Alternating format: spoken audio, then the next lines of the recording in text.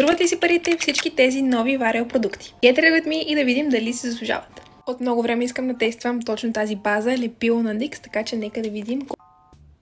Има доста гъста формула, като такъв гъст хидратиращ крем. Нека видим и теста с лепеното. Омага!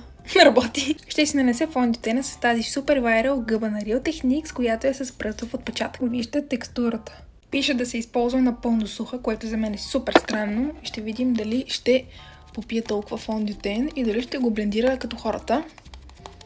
Фондютенът се преля изключително бързо, също така няма никакви черти останали. Гъбичката почти не е попила никакъв продукт, така че за сега съм доста доволна и звука, който прави самата гъбичка е много смешен. Сега е време за бронзанти. Ще пробваме новите бронзанти на Maybelline. Имат супер яка опаковка. Директно си рисувам линии по лицето, защото според мен доста лесно ще се прелее. Супер лесно се разнесе и самата форма на стика е много удобна. Сега да видим и как ще се блендира. Вау!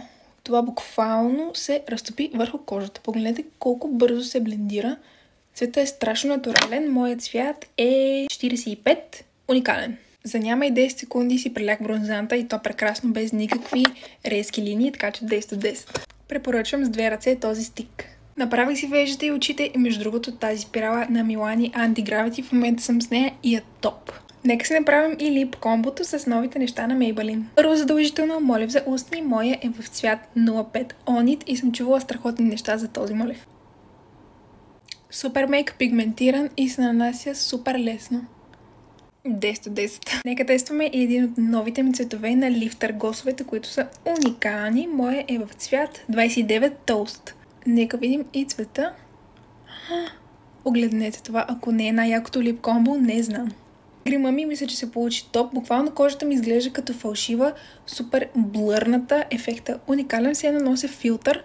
Страшно много ми харесва абсолютно всичко. Който продукт да тествате, няма да съжалявате и ще изглеждате просто вау.